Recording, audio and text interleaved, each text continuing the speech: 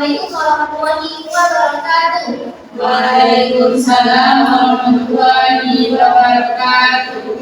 Bagaimana kabarnya anak-anak sekalian? Baik. Alhamdulillah. Oke, sebelum kita mulai pelajaran hari ini atau pelajaran kita menjadi maka, Ibu mohon kepada ketua kelas untuk memimpin doa kita pada hari ini. Kelasnya siapa? Ya, silakan. Baiklah, sebelum kita belajar, marilah kita membaca doa. Doa mulai.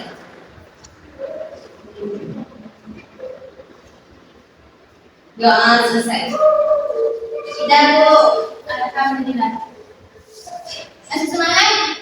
Masih. Masih semangat? Masih. Ibu mau kata semangat dulu nih. Jadi kalau ibu bilang pukul 1, satu ya. Jadi macam mana Bu? Kalau ibu bilang pukul 1, kita pukul 1. Oke. Dua, tiga kali. Kalau 4, 2 kanan, 2 kiri. Oke. Kalau 5, 2 kanan, 2 kiri, 1 di depan. Oke, kita mulai. Tepuk 1, tepuk 2, tepuk 3, tepuk 4, tepuk 5. Ya, 3 kali tepuk 5.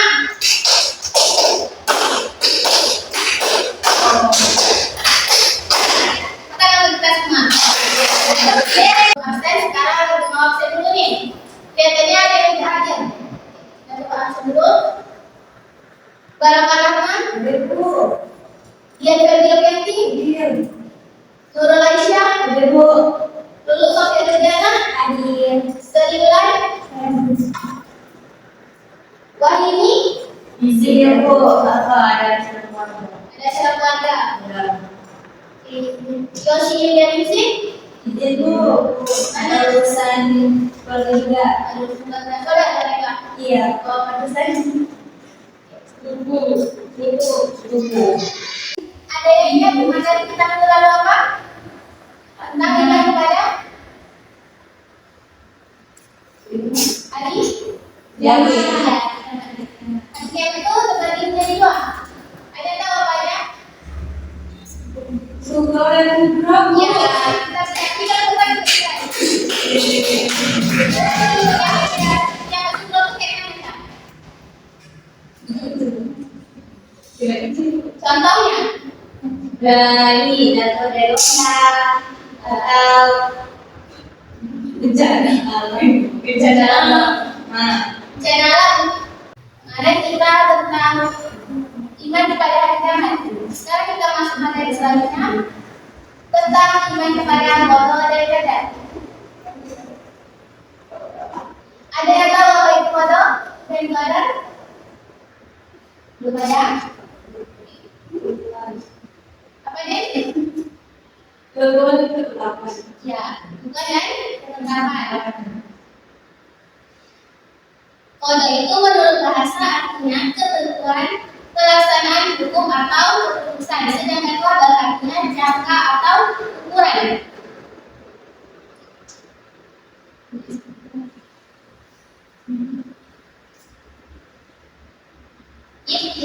Jadi qada itu adalah segala sesuatu yang Allah wujudkan sesuai dengan ilmu dan kehendaknya. Dalam kata lain, qada itu adalah ketetapan Allah yang mutlak, tidak bisa diubah. Contohnya tentang kematian seseorang, kematian jenis kelamin, tentang waktu nikah seseorang, kelahiran seseorang, itu mutlak, tidak bisa diubah. Selanjutnya qadar. Qadar itu adalah ketetapan Allah yang bisa dirubah dengan usaha dan doa. Contohnya apa? Contohnya rezeki. Jika kita merasa kesusahan nih, terus kita berusaha untuk mencari rezeki. Caranya apa? Ya kerja kan? Jadi dari yang kita tidak memiliki rezeki, jadi ada. Terus dari kita seseorang, kita tidak tahu apa-apa. Bagaimana caranya kita bisa menjadi tahu? Gimana caranya kita bisa menjadi tahu? Harus berikhtiar. Ya, ikhtiar dari kita harus banyak doa. Ciri-ciri beriman kepada qada dan qadar. Contohnya apa sih ciri-ciri orang yang beriman kepada qada dan qadar itu? Contohnya, yang pertama, dia tidak akan bersikap sombong dan takabur ketika mencapai kesuksesan atau keberhasilan. Artinya dia akan bersungguh-sungguh dalam menggapai sesuatu yang dia inginkan. Paham? Selanjutnya, tidak mudah putus asa jika menemui kegagalan. Jadi kita itu kalau gagal, jangan jadikan kegagalan itu alasan untuk berputus asa. Tapi jadikanlah kegagalan itu sebagai motivasi agar kita bisa mencapai tujuan. Selanjutnya, merasa yakin bahwa kesuksesan yang didapat semata-mata berkat karunia dan pertolongan Allah. Jadi kita harus yakin bahwa setiap langkah yang kita ambil itu selalu ada Allah di sisi kita. Selanjutnya, bersabar dalam menghadapi ujian dari Allah Subhanahu wa taala. Ketika kita diberi ujian dari Allah, cobaan dari Allah, jangan merasa kalau kita tidak mampu menghadapinya. Tapi kita harus berusaha. Contohnya dalam surah Al-Isra ayat 5 dan 6. Sesungguhnya dalam setiap kesulitan itu ada kemudahan. Yang kelima itu adalah tawakal dan berdoa kepada Allah Subhanahu wa taala atas segala usaha yang telah kita lakukan. Jadi kalau kita berusaha semaksimal mungkin tanpa adanya selipan doa, tanpa bertawakal kepada Allah, semuanya akan sia-sia. Selanjutnya, tidak meminta pertolongan kepada selain Allah. Kita yakin bahwa Allah itu senantiasa menolong hamba-Nya dalam kesusahan. Sampai di sini tentang ciri-ciri beriman kepada qada dan qadar. Apakah ada yang bertanya? Jika tidak, kita akan lanjut tentang hubungan qada dan qadar. Apa sih hubungan qada dan qadar itu? Apa sih kaitan antara qada dan qadar itu? Qada dan qadar itu mempunyai hubungan yang sangat erat. Ibaratnya hubungan antara rencana dan pelaksanaan rencana tersebut. Qada adalah rencana dan ketetapan Allah Subhanahu wa taala. Sedangkan qadar adalah Allah akan selalu memberikan sesuai dengan qadanya, sesuai dengan ketetapannya. Artinya, perbuatan Allah akan selalu sama dengan apa yang direncanakan dan yang ditetapkannya.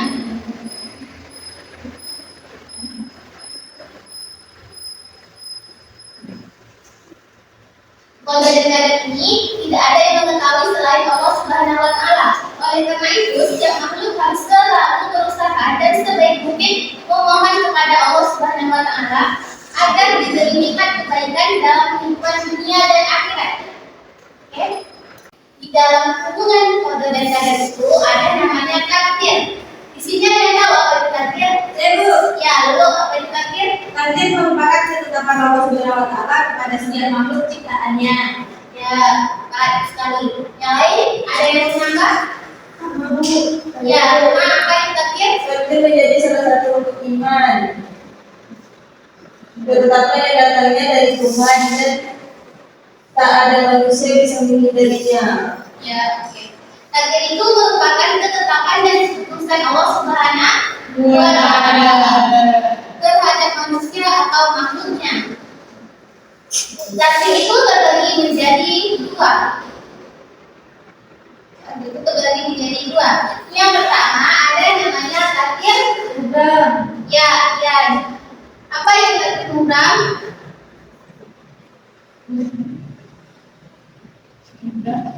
Apa itu takdir mubram? Ada yang tahu? Nggak tahu? Dulu?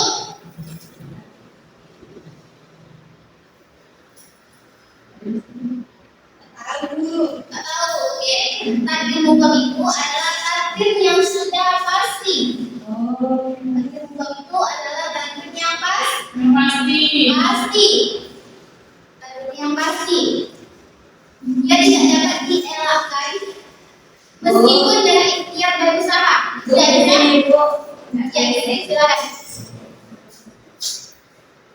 Contohnya yang tidak bisa dielakkan dengan ikhtiar berusaha itu apa? Ya, lagi. Mati. Kematian. Ya, kematian. Lagi, selain kematian, Rezeki. bisa ya? Jodoh bisa. Rezeki itu bisa, karena itu kan bisa berusaha, itu bisa usaha kamu sendiri. Rezeki, ya kan? Ya. Itu berarti Bu. Itu kelahiran. Kelahiran. Lagi apa lagi? Kematian, kelahiran. Lagi? Apa dulu? Jodoh. Jodoh, ya. Wah. Jodoh. Ini adalah contoh-contoh dari takdir Mudah. Takdir mudah itu adalah takdir yang tidak bisa Ubah. Iya, bisa diubah. Yang kedua ada namanya takdir Allah. Ya, takdir Allah. Waalaikumsalam. Gimana Cak? Ada yang tahu apa itu takdir Allah? Takdir yang tidak bisa, yang bisa diubah. Ya, takdir yang bisa diubah. Yang lain? Ya, sama. Dulu. Takdir Allah itu adalah ketentuan Allah Subhanahu wa Ta'ala yang mungkin dapat diubah. Dapat diubah di sini dalam kata dapat diubah melalui ikhtiar dan doa. Ya, contoh takdir Allah ini apa? Rezeki Bu. Rezeki. Yang lain? Pintar. Kecerdasan. Kepintaran ya. Contohnya kepintaran itu gimana contohnya? Kalau bisa jadi bodoh Bu. Ya dulu gimana? Terus kalau misalnya bodoh terus rajin belajar nanti dia jadi pintar. Ya, benar sekali. Ya. Oke, selanjutnya apakah ada yang tahu lagi contohnya apa? Ayo ada yang tahu? Ses. Saya contohnya kesehatan. Oh iya. Ya kan? Ya Bu.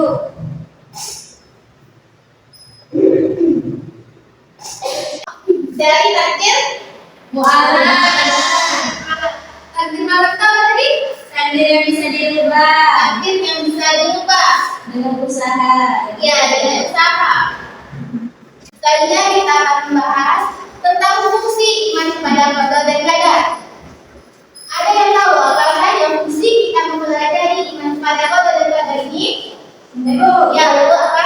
Meningkatkan iman kita kepada Allah. Dan iman kita kepada Allah. Selanjutnya ada yang tahu lagi? Memberikan keseimbangan jiwa. Ya, silakan. Memberikan keseimbangan jiwa Bu. Memberikan keseimbangan. Apa ini? Memberikan Keseimbangan jiwa. keseimbangan jiwa. Ya, gimana? Sama Bu. Nama, ini boleh disampaikan dulu. Ya boleh Bu. Tidak mudah berputus asa, Bu. Tidak mudah Berputus asa. tepat sekali. Jadi fungsi iman kepada Allah dan pada itu yang pertama membangkitkan rasa perlunya berusaha dan perlunya bertawakal. Yang kedua sabar menghadapi cobaan dan tidak putus asa karena sadar bahwa segala-galanya dari Allah. Firman Allah Subhanahu wa Ta'ala dalam surah Al-Baqarah ayat 156 yang artinya yaitu orang-orang yang apabila ditimpa musibah mereka mengucapkan inna lillahi wa inna ilaihi raji'un. Yang ketiga itu tidak sombong kala berhasil dan tidak kecil hati kala gagal. Maksudnya kalau kita berhasil kita tidak boleh sombong. Kalau kita gagal kita tidak boleh berkecil hati. Yang selanjutnya sabar menerima kenyataan sehingga terhindar dari sifat iri dan dengki. Yang selanjutnya meningkatkan kesabaran, ketakwaan dan hidup istiqomah. Dari fungsi-fungsi tadi dan yang dijelaskan tadi, apakah ada yang mau bertanya atau yang belum paham? Kalau mau bertanya silakan, jangan nanti sampai di rumah terus pikir, kenapa saya tidak bertanya begini? Kalau ada yang bingung, silakan bertanya.